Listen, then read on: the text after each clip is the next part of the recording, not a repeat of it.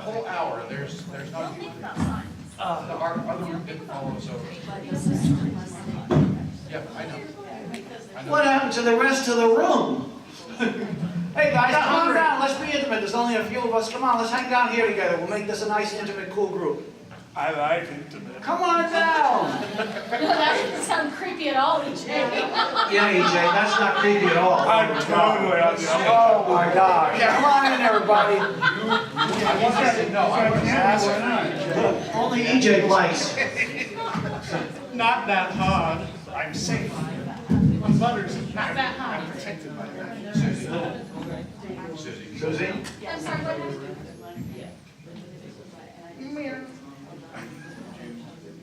Okay, guys, hi. While they're yapping about whatever they're yapping about, welcome to Are You Still a Fan? Now, may I possibly ask everybody here, how many of you are actually fans of something? I'm not. That's delightful.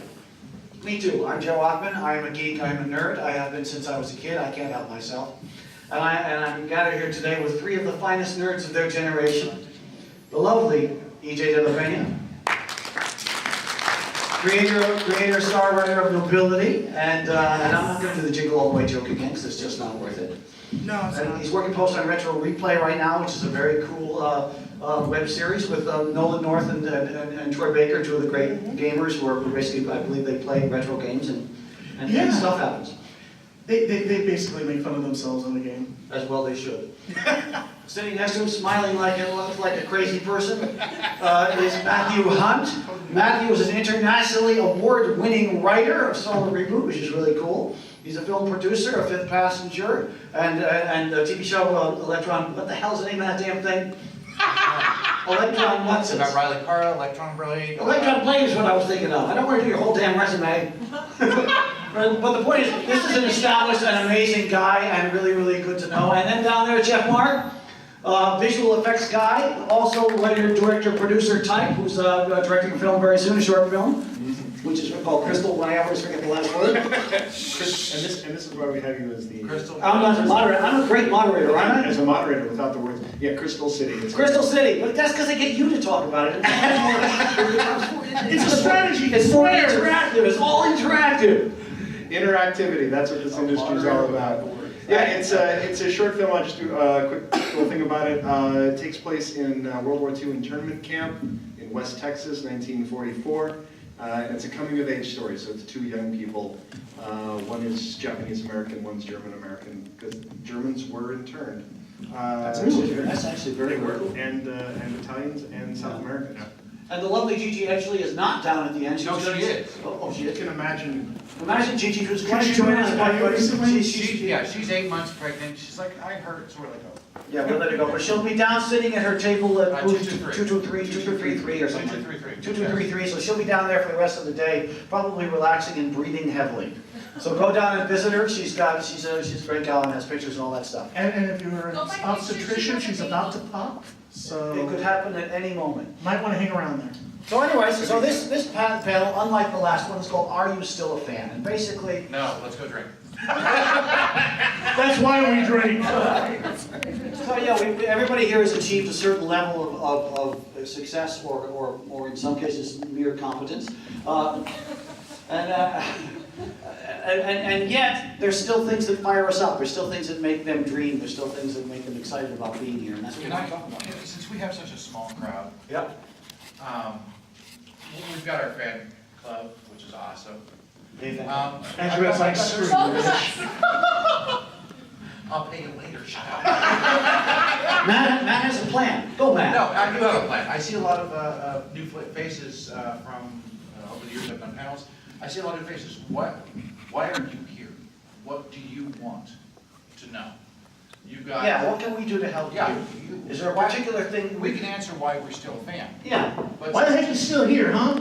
That's what's really I'm asking. gonna smack you. That wasn't actually my first question. But yeah, I think you're on the right track, man. I think you're right. No, I agree. Can anybody tell me, for instance, you who just came in kind of last, who's kind of cool, how come you came to this particular panel? Well, I just want to know why or how you guys got into the industry. Okay. Okay, cool. I can each answer. And what about you? Over the last couple of years, I've gotten more and more involved in putting on things like panels at cons and stuff like that. So right now I coordinate 4 cons for San Diego, or 4 panels for San Diego. And as I've gotten it, as much as I love Comic-Con, now I'm like, oh, it's work now.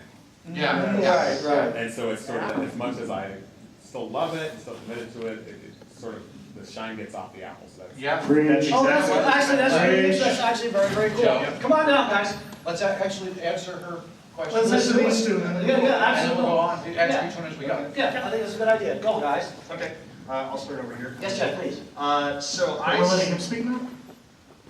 EJ? We love EJ. We keep saying that every time the check goes. Okay. Come on down, guys. There's only a few of us. So anyway, I graduated college with an absolutely, in my world, useless degree. I can compose a symphony. That's my degree.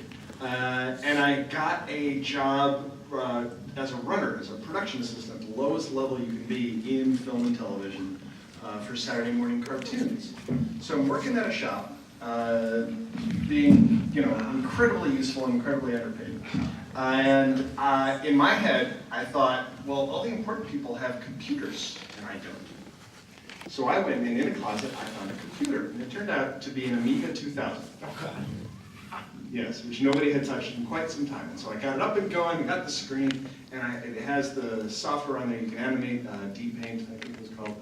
And so I started animating shapes, and I animated roads, and all of this, and apparently that was not what I was getting paid for. So,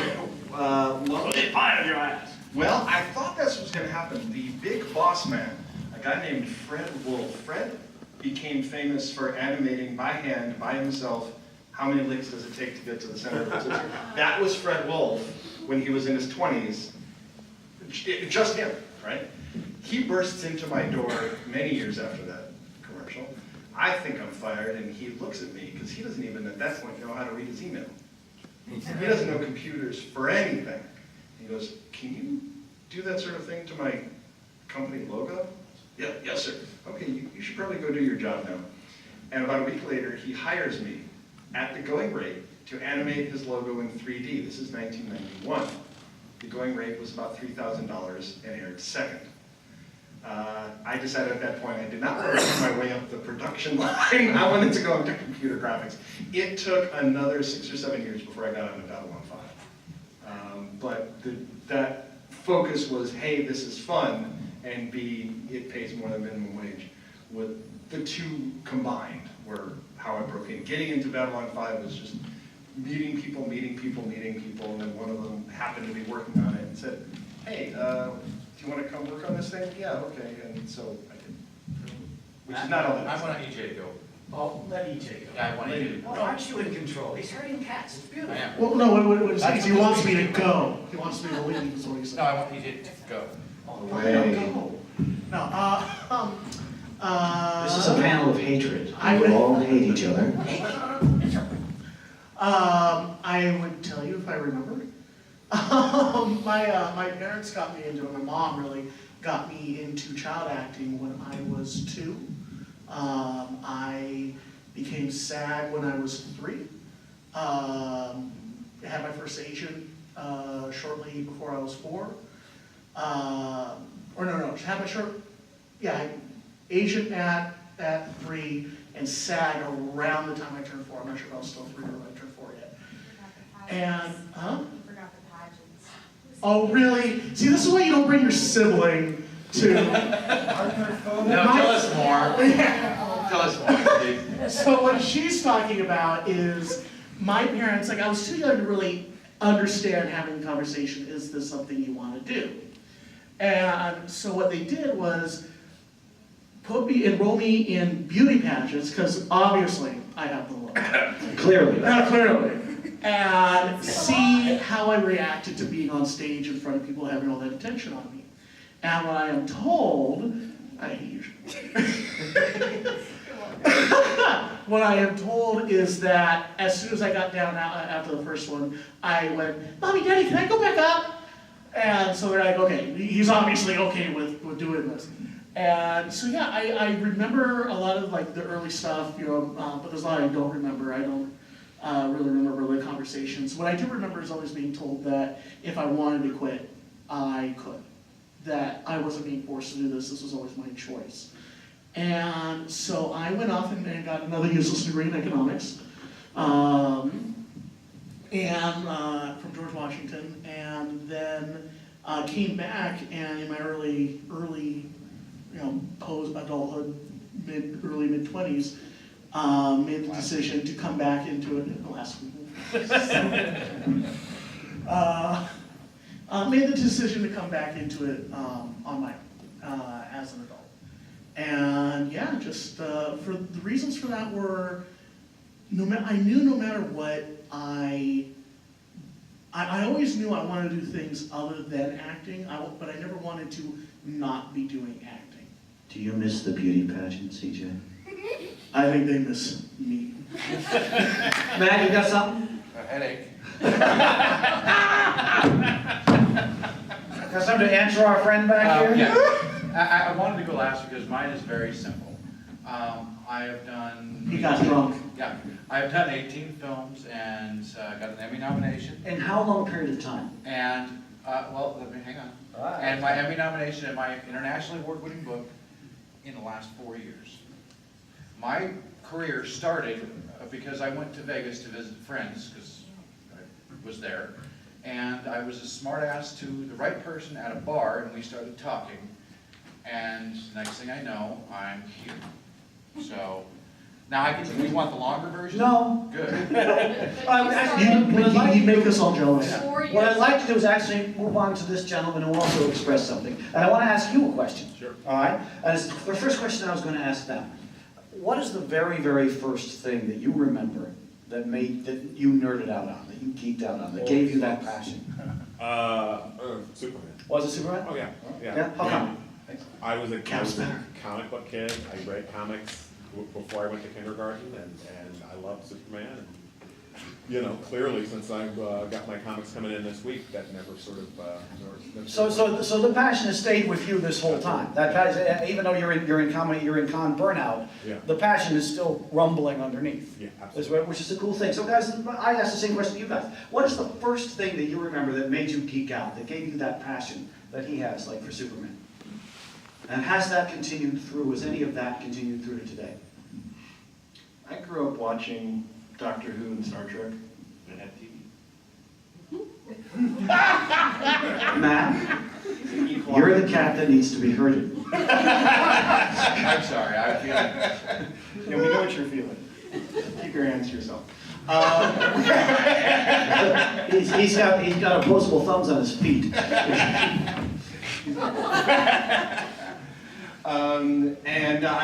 I kept a journal my whole life, and I still read back, and it's like, why can't I watch my Star Trek? What is this football thing? And I still geek out on that. And those are two shows that I have not worked on, possibly by design. I don't think I can quite handle that level of geekery for myself, because I've seen when I worked on Babylon. Your head might explode? My head would definitely explode. Working on Babylon 5, and by the time I got there, it was third or fourth season, and there was a fair chunk of artists, visual effects guys, who were fans of the show. And the first month or two, they were useless. They were just like, oh God, I'm working on this. Yes, you are. Can you give me a work? Spaceship, it's here. That's all we need. Oh my God. So eventually they all came around, and some of them have won many more awards than me, so maybe they had the right choice. So yeah, for me it was the TV shows and the films. I think I was always more of a Star Wars guy than a Star Trek guy. Where's the airlock? That's okay. Matt, what about you? Honestly, I'm gonna get killed here, but... It's okay. We always good to have one. Well, I still am a fan of classic movies. The Court Jester, Bridge Over River Kwai, King and I. I'm a fan of those type of films. I wasn't a huge fan of, in particular, Star Trek or Star Wars. I loved Firefly when it came out. I absolutely loved that. But that was, I'm an adult at that point. Well, that's okay. I mean, it doesn't matter when it happens. As a kid, for comics, I've always liked Superman, was always the, all American, all everything, you know, at the time, they didn't have, they came up with other characters later on. Right. But I was a fan of a really good, either emotional and or fun story, if that makes sense. Do you find that now that you're in the business, do you find yourself more of a fan than you were back when you were a kid? Yes, actually, now that I know some of the actors and some of the people behind the scenes, I've taken more time to go and look at certain things, and I found that, oh, well, you know, I'm more of a fan of what they've done, you know, and what they had to go through to make it happen. So that makes me appreciate it that much more, if that makes. No, yeah, that makes a lot of sense. That makes a lot of sense. I think that's quite. I think it's interesting that we have that perspective here of the person who sort of come from the other direction in a way, which I think is valuable. What about you, EJ? Okay, first off, it just occurred to me that you're cosplaying Mal, which is awesome. Kaylee. Kaylee? She saw it called When did she? Steampunk Kaylee. Huh? Steampunk Kaylee. Steampunk. Oh, okay, now I get it, yeah. He's special. I know. We know this, that's why everybody loves me. Everybody loves EJ? me. Sure. EJ, answer the question. Yes, answer. We don't have 4 hours this time. Just filming, honey. Keep going. No, Remember last time when I was letting everybody talk? Not this time! No! Okay, so, I mean, Star Trek and Star Wars, hands down, were what initially brought me into it, but an interesting story that I'd like to share is one of the things that really made me want to go into universe creation and world building, what have you, was because of this idiot here. That's an interesting I story. hate you. No, and I told you this before, where, I'm sure everyone here is familiar with Babylon 5 to some extent, yeah. It's some of them. Solar wind. He's getting it! He's finally striking back. Anywho, Sometime this week. I'm not sure I can get through this story because they're going to keep needling. No. So I remember this was one point where my dad was watching Babylon 5, and I'm walking through the living room, and I turn, and it's the sequence that you animated and Straczynski wrote in the beginning, where it's in the middle of the Earth Minbari War, and it's that montage where they're talking about how like humanity is valiantly fighting back, but you know there's just no way, and you know when they run out of ships they use guns, and when they run out of guns they use fists and hands, and you know on and on and on. And it was one of those things where I just kind of stopped and went, I want to do that. From the narrative aspects, so. Oh, cool. Yeah. Now, guys, for those of you who came in a little late, what we've been doing here is talking to certain people in the audience and asking them why they came here today, so we can sort of gear ourselves towards you guys and make this panel work for you. So, somebody volunteer. Oh, you. Well, how come you showed up today? Hello! Way in the back. Come, join us! Come to us. Thank you. Thank you for coming. How come you decided to come here today, you in the back? Please step forward. Tell You us can what your speak question while you is. talk, while you walk. I love this echo. Pay no attention to the man behind the curtain. I love this place. So how come you decided to come and play with us? Great, we've been served. To be honest, I like the name. Yes! Thank you very much. Now you may sit and relax. That was beautiful. Anybody else got a reason? Like, is there a particular thing you were thinking about when you came here? You came up with Are you guys? How many people are in the industry? What do you do? I work in visual effects. Talk to Jeff. Yeah, so I kind of wanted. Ignore everything he says. I'm just curious to hear how other people are keeping alive their passion, or maybe Well, how are you guys keeping alive your passion? That's a very good question. Well, it's interesting. There are years where I lose it, and there are years where I get out of bed, I cannot wait to get to work, and there are times where, you know, why am I still doing this? I should just go into banking or something. And I have had friends who quit the visual effects industry and gone into investment banking. I wasn't kidding with that. But it always comes back, because there's always something new and different and crazy somebody's going to come up with. You know, oh gosh, I've just done my 1000th spaceship shot, and oh, it's going to crash onto a planet run Wait, Mystical Universe. I have a question for you. Yeah. Do you geek out every time there's new software? No. Good. No, I do not geek out over software. I used to. I think, yeah, Maya 1 came out, I geeked out a little bit. I never. But is there something you're particularly looking forward to seeing or using that's coming up? Oh, interesting. The stuff that's going on with real-time, real-world effects. When I first got into things like fluid sims, smoke, fire. When I first got into that, you'd be looking at 2 or 3 days to see if you made a mistake. You hit go and tick, tick, tick, tick, tick. And now it's gotten to the point where you can kind of see it working. When that gets to real time, which they're doing with Unity and other things like that, it's going to be pretty good. Yeah, but that's equipment. What about the shows themselves? What about the actual challenges themselves and doing what you do? When there is an amazing writing team, they're always going to come up with a challenge. On early shows like Babylon 5, like Battlestar Galactica, and I still call that early for visual effects, the writers would actually come to the VFX room and say, what can you do that we haven't asked you to do yet? And sometimes that would show up in the show. That entire battle sequence was because of a conversation we had with Joe. Oh, really? Before that, yeah. He said, what can we do? Well, EJ's learning something new. we can do this, and we can do This is me geeking out right now. This is what this looks like. Yeah, because, and B5 was one of those few network shows where there wasn't the separation between production, where all the famous pretty people are, and post, where all the people who must be locked in a dark room are. I'm in post.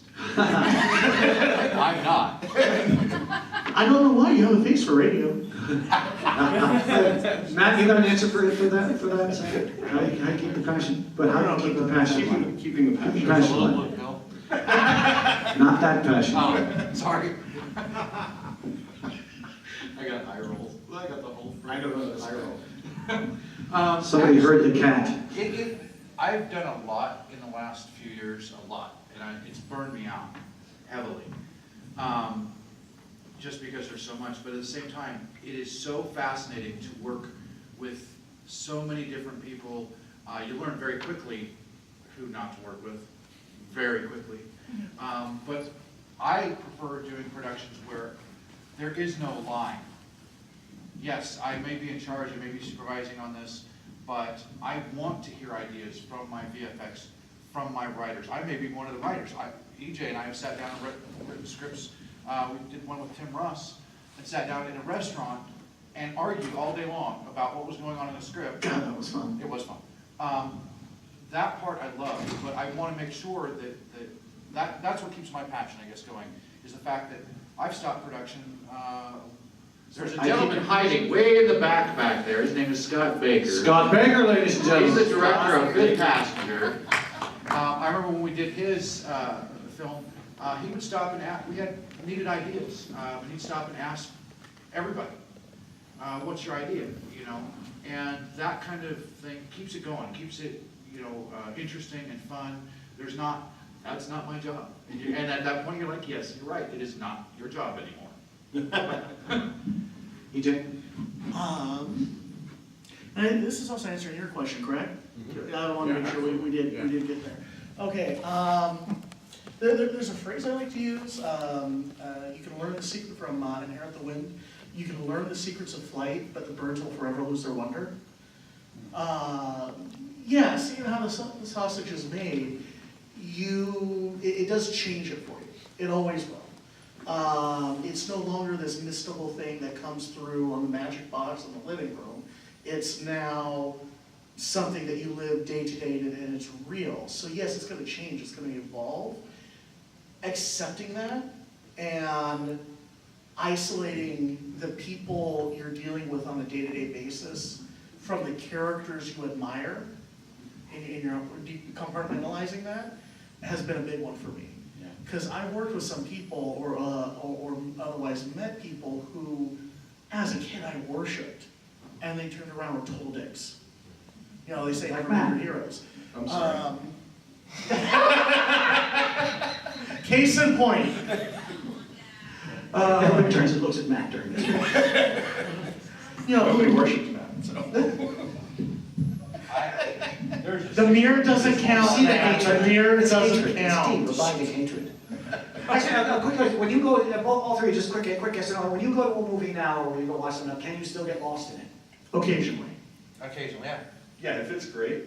Yeah, well, actually, in my case, if it's even good, I just kind of. There are, for me, I don't know about the rest of them, but I'll watch a film and sometimes I will hate parts of the film and love other parts. So I can walk out going, okay, that was awesome, that was great, but they completely ruined this, and if they change that, but I still enjoyed the film because, oh, I hadn't thought of that, that's a really good idea. So it's, I see it Yeah, but differently. that's still sort of objectively coming outside I of see the it rather than differently. getting lost in the film, like just getting lost in the story. Gravity, I think, was the last one to do it. No, Yeah, Gravity did it for me. Oh, interesting. No. Okay, now we had some other people with some reasons why they were here that they wanted to express. Who was it? somebody lost a bet. What about you guys? What brought you here? Yeah. We wanted to sit down. And I love the audience.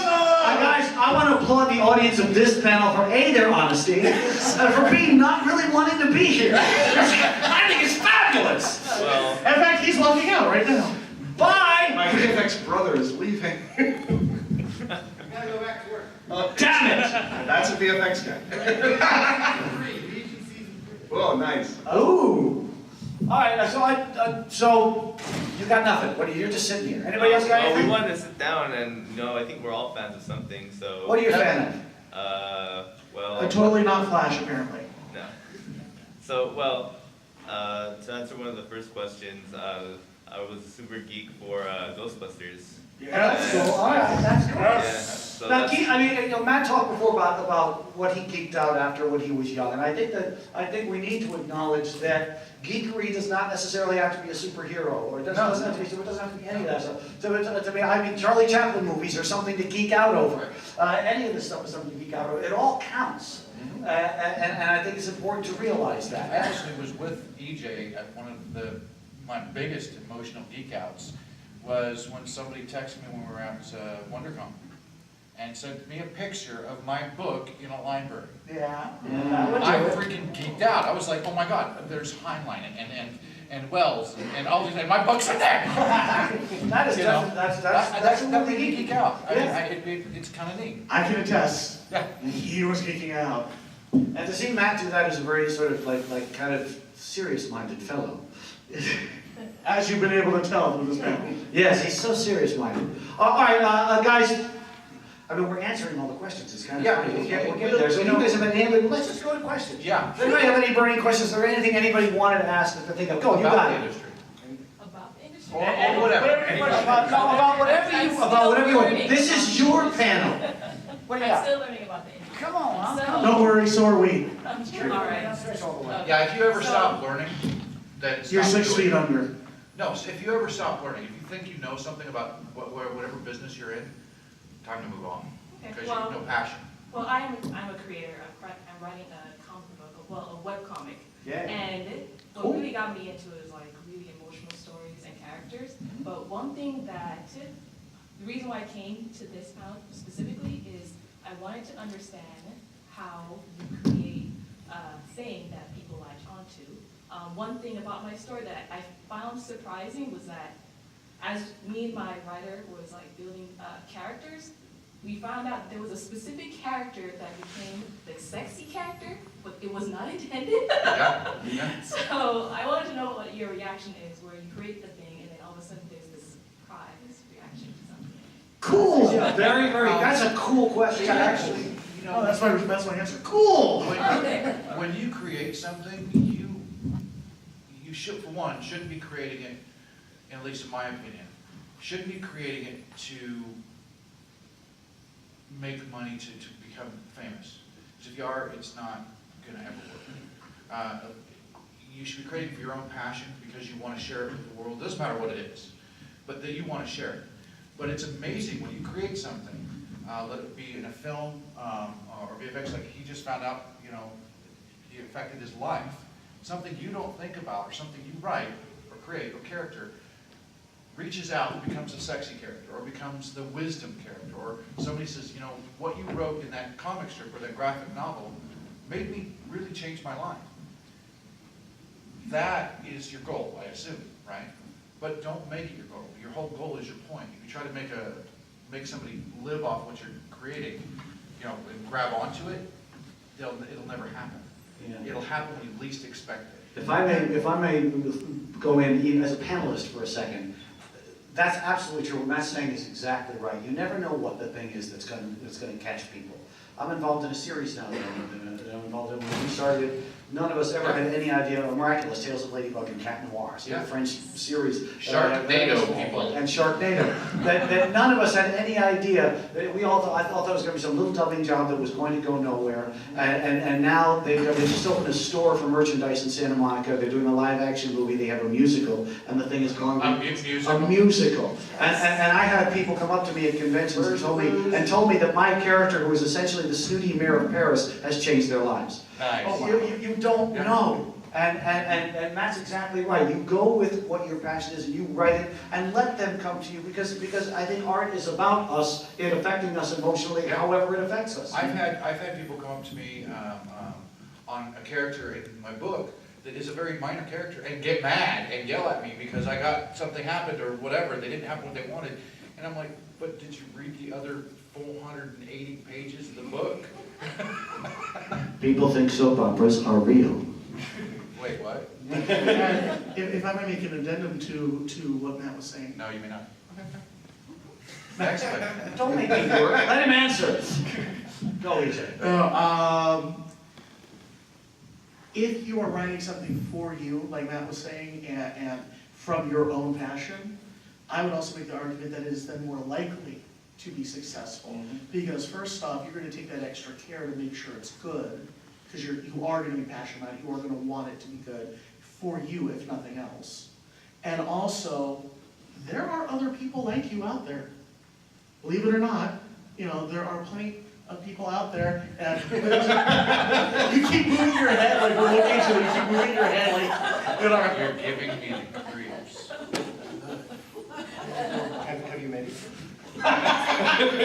No, no, you're fine, you're fine. No, just sit back, sit back. Oh, Lord. But what I was saying is because there are other people out there like you, and it's just a matter of getting your story into their hands. Yeah. There is an audience out there for just about anything. There is a fandom out there. Yeah, but that's not, anything. that honestly, there is an audience for everything, but that's not, in my opinion, not what you should be reaching for. Just do what you do. Now, if you're writing for somebody else, obviously you have to write or create under their direction. And it may not be your passion, but you can make it your passion. Choose something about it that you like and make it yours. If that, you know, because there's a lot of times, especially as a writer or a creator, that you're going to be working for somebody else because we aren't born, you know, rich. But if you are, I can give you my number. But still. Yeah, but it's something that if you're writing for someone else or drawing or creating for someone else, find something in that is you and create you. I mean, look at some of these comic book artists. There's comic books out there where people don't know who the artists are and they love the writer, or vice versa. And you're like, what the hell makes it? And honestly, I think it is something that writer or that graphic artist has created their own passion within that graphic novel. More questions? Anybody else got a question out there? Nothing? Nothing? Yes? Okay, so when you're working on somebody's project that you're not a fan of, and maybe you have an issue with it, but of course you're still professional, so you do your craft. Not. Not what? He's not a professional, that's what he's saying. No. No, if you're, well, that's hard to say. Well, actually, let her do the whole Yeah. question. Yeah. What else can you rely on to keep yourself going other than paying rent? To push yourself through that project, because you can involve yourself in the craft and say, well, I'm going to do a good part of my craft, even though I don't like the overall project. I think I can answer this better than anybody. Yeah. So, yeah, I've worked on hundreds of TV shows and films and commercials and puppet shows. And I hated a lot of them. I'm not going to go into that. But what I found was the challenge of the individual task in front of me. You know, okay, so character, I don't know, it was the early 2000s, and she had special powers, and she called all these bees down. I didn't like the character, didn't like the show, I didn't watch it, but I could make those bees as real as I could, right? To refine your art. To refine, well, and also to just be proud of what I'm doing, and proud of, hey, I'm gonna skip the entire 59 minutes of the show, but I'm gonna watch those 3 seconds. And I'm gonna make those the best 3 seconds I can. And that carries me in a lot of cases. And there is something to be said for paying the rent. So between the two of those, you can get through anything. Honestly, that's the best answer. If you're working on something you don't want to, and I actually try to avoid it. If I don't have passion either for a studio, I've told many studios no. And some of my friends are like, you're nuts, they pay money. And I'm like, if I'm not interested, I don't want to do it. But if you have to, that is the best answer possible. It's the same thing that you tell your children, I tell my children, is it doesn't matter where you're, what part of the job you're doing, do the best you can, even if nobody's ever going to see it. You know what you've done. Personal pride, if not professional. Yeah, this is something, yeah, that's exactly true. This is something you know about me. I've written a couple of scripts for hire. Yeah. And those scripts for hire, in 2 cases, were based on the most horrible stories in the history of the universe. I mean, horrible stories. But I was hired to do it, and I had to do it. Yeah, well, you're never mind. No, it wasn't him. But I've always said, and I say this as an actor too, if you can make shit shine, then there's not more than you can do. Then that's, if you can make that piece of crap. And I felt when I finished writing those scripts that they were good, that I did a good job on them. I was really proud of them. And the guy that, one of them that was going to get made in Thailand, and the leading guy absolutely loved it. And he knew the original story was shit. So if you can make, you just find a way to make shit shine. Well, You can do well, it. you find a way to have pride in your Well, work. that's what it Yeah. is. Yeah. If your work is the thing that makes the shine come on it, then all the better. And maybe there's something to be said for improving that work, for giving it even that little squidge of making it better than it was. I once literally made shit shine. I believe It was you. in American Pie 3, American Wedding. I was holding a little piece of poo around, and I put diamond ring in it. I thought you were going to cite the Mythbusters episode where they literally figured out which species of turd. I never I would did do not. that. Now we've They done actually it. did. Hey, Scott, Yeah. can we bring you up here? Come on up. Let's bring Scott.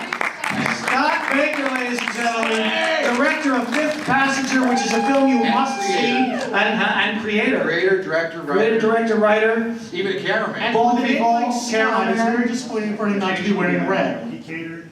Yeah. Now, I'll bring Scott up for a specific reason. Scott, how long did it take you to get Fifth Passenger made? From start to finish. From start to finish? Well, from like concept. Hello. From like concept to the film being released, I'd say about 7 years. How did you hold on to the passion for the fandom of what you were doing for those 7 years? What I was doing. Well, so Fifth Passenger was my first feature film.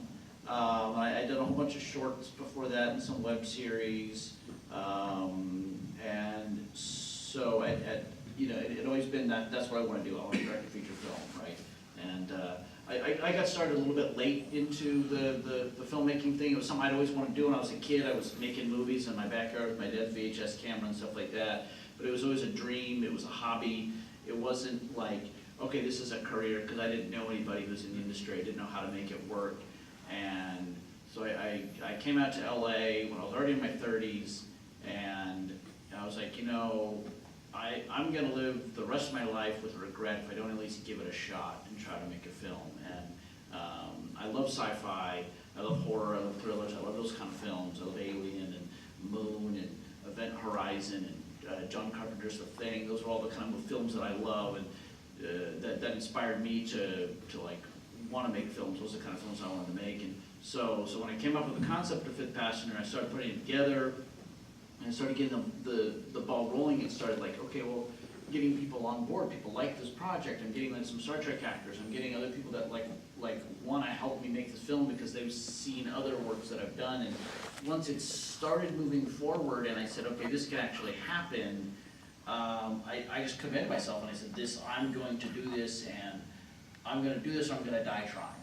And it was just that, for me, that personal goal of, I'm gonna do this and nothing can stop me. And I'm gonna wake up every day and what am I gonna do today that's gonna get me one step closer to having this film done? And that was like my entire life, was getting this film done, and I wasn't gonna let myself be a failure Yeah. at it. And it's done. Yeah. It's on Amazon Prime, iTunes, Redbox. Redbox, it's all, so, It's all over the place. yeah, and this was well under $1 million film. Yeah, yeah. Well under. And you guys, and Matt, you guys work together Yeah. on the film. And this is kind of a, do other people's fandom feed you? Actually, that's a good question. I actually met with Scott after I met with Morgan, and I was interested. Then I talked to Scott, and both him and Morgan's passion. After reading the script, for one, I love the script. I love the twists. I love the turns, and It's a very cool script, guys. yeah, If you and haven't the seen it, you really should psychological. see it. Yeah, I love movies that make me go, I didn't see that. You Well, the know? cool thing about it, the twists are unexpected. Yeah. The world building is those subtle and just hinted at in many ways is very, very complete. Yeah. And that's. But their passion, I mean, they're honestly, both of them were driven to want to do this, to make it happen, you know, do everything in their power. And that, honestly, everybody that was involved felt that, wanted a piece of that. From the big name actors to the day actors, everybody felt that passion. Yeah, and I mean, we were fortunate enough that as I was living in LA and I was working, I started meeting the Star Trek actors and I got them involved and interested on the project, that having Star Trek actors in a sci-fi film like kind of fed everybody's passion. That like he came aboard, I was getting people that were willing to come on the project for nothing or next to nothing because they had never worked on a sci-fi film that was like on spaceships in space, or they had always wanted to work with Star Trek actors, or they like that kind of stuff. And then we did a big social media campaign, we did crowdfunding, and 80% of the crowdfunding probably came from Star Trek fans, and that was just that constant thing of like as we were adding more Star Trek actors, and as we were adding different people to the project who had the passion and had the experience. Well, we had four different, because we had Marina. We actually played 5 or 6. We had there's Marina Sirtis, Doug Jones, Tim Russ, Armin Shimmerman, Hannah Hate, and Marlon Taremi, who are all actors that have been in Star Trek. Different version. And that's really cool. Of course, Nobility was the same thing. It was bringing people from all over the sci-fi universe into one thing. Did you find that fed your fan craziness to do this too, just being able to grab those people? Maybe just a little bit. Yeah, no, that was really one of the perks of working on that project. It was Fifth Passenger. No, yeah. Sorry, I wanted to load it up so that way I could watch it. Oh. Well, come up here and show everybody. Oh, please. EJ's answering the question. Amazon Prime, it pops right up, obviously, it wouldn't even pause, it just went straight to it. Let's let EJ answer his question. Oh, goodness. Would you like to answer it for me? I probably could. You stepped into that one. I know. Where are we going for dinner? Maybe I should go Sushi, come on. So Jeff. Yes. No. I do want you to was- answer this question though. It definitely was. I'll get to it. Oh, all right, you gonna finish? Am I? Okay, you're right. All right, you know what, yeah. No, yes, the short answer is yes, it was awesome, and I did see how it affected everyone around me, just like Scott did, and yeah, it's definitely one of those things that I can now look back on and say, hey, I worked with those people, Yeah. I worked with those people who were my heroes. But it also feeds into what I was saying earlier, is not all, I need to compartmentalize who they are Yeah. from their characters, because even though it's the same face, it's definitely not the same person. Jeff, and you're coming from your visual effects point of view. Has other people's fandom infected you as well? Oh, yeah. And you weren't? Oh, yeah, no, I mean, if someone's fandom is contagious, and I might not be a fan of their show, and I'll meet somebody who is, everything is contagious. And you'll get turned on to a show you hadn't even thought about. So definitely. When's the last time that happened? It was, I never saw Firefly when it was on the air. I was working too hard. And I was working at this shop, and everybody was saying, oh, and all the other people who worked on it were there. It's like, you gotta watch it, oh my God. And they're telling me, like, they're trying not to spoil it, but they're telling me all the awesome stuff. So I'm primed, I'm ready. And then I get a call in at that same shop. They said, we got a show, can't tell you about it. Well, pay me, I don't care. No, you don't understand. Here's some DVDs, go home, it's Friday, and come back on Monday. And it was Firefly, which I got to see in order. The way it was meant to be. And so I showed up Monday morning, a fan, hardcore, all the way, and they locked me in a room with the script to Serenity. Which nobody had seen except, you know, the people who were on set at that point. And so I'm a fan, and I'm geeking out. I'm like, I remember from Babylon 5, don't geek out too much, but I couldn't help it. And no, I was a hardcore fan working on that show. So yes. And that is actually a beautiful encapsulation of exactly what this panel is about. You know, are you still a fan? Yup. Yep. These guys are. Do we have any more questions? We're kind of getting down to it now. Huh? Oh yeah. Any more questions? One more? Nothing? All right, guys. Thank you very, very much. We have another panel coming in. Thank you, EJ. Thank you, Jeff Mark. Thank you, Matt Hunt. Thank you, Scott Baker, for coming up and playing with us. Have a great rest of your con, guys. And thank you, Joe. Thank you, Joe. I'm just a facilitator. Get out here, Joe. Wait, EJ, sit down. We have to sit down. We have to sit down here. Hands on the table. No, I'm sorry, I can't be seen with them?